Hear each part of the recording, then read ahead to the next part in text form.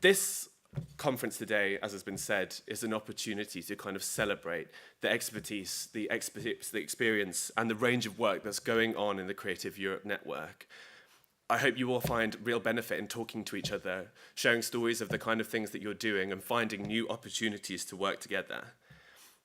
The British Film Institute certainly is proud of the role that we play in kind of fostering this network as a lead organisation for the desk.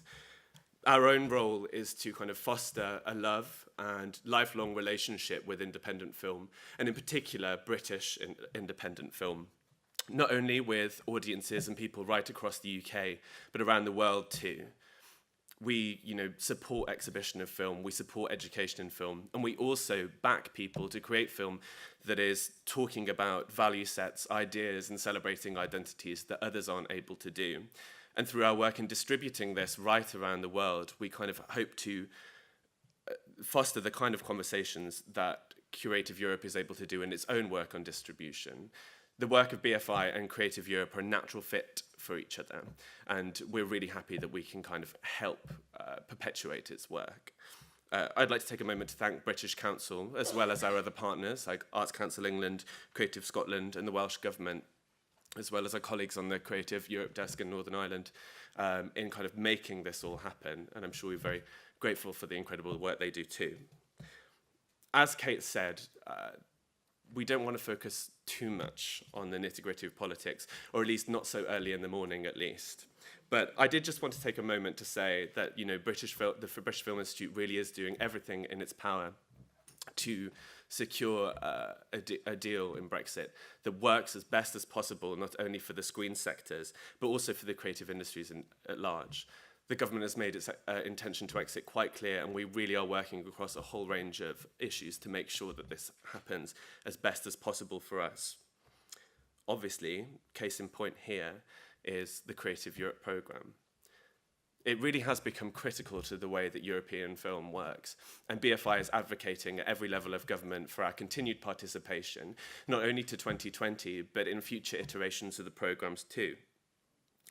I'm delighted to say that we have a representative from DCMS, Victoria McCallum, the Deputy Director of Creative Industries, here to talk and update about what is going on with Brexit negotiations and what this might mean for the Creative Europe programme.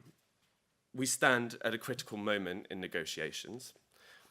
We're 1 month away from a European Council meeting at which we'll find out whether the UK and the EU were able to strike a deal on how the UK should leave the EU.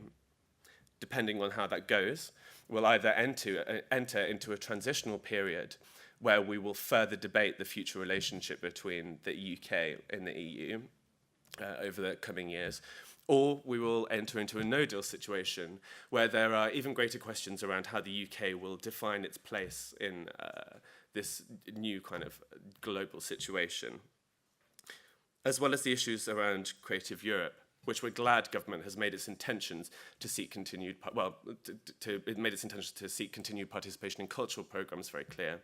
There are other very pressing issues that we're fighting very hard on. One of these is the importance of continued ease of movement for people working in the creative sector. This includes on-screen talent, but also crews and freelancers working in every area of the creative industries. We were encouraged that government's white paper earlier in the year directly acknowledged the importance of ease of movement and continued movement to creative endeavour and to cultural exchange. And we look forward to the white paper that will be coming and setting out greater detail on the UK's plans for access to talent and how this will support kind of future creative success.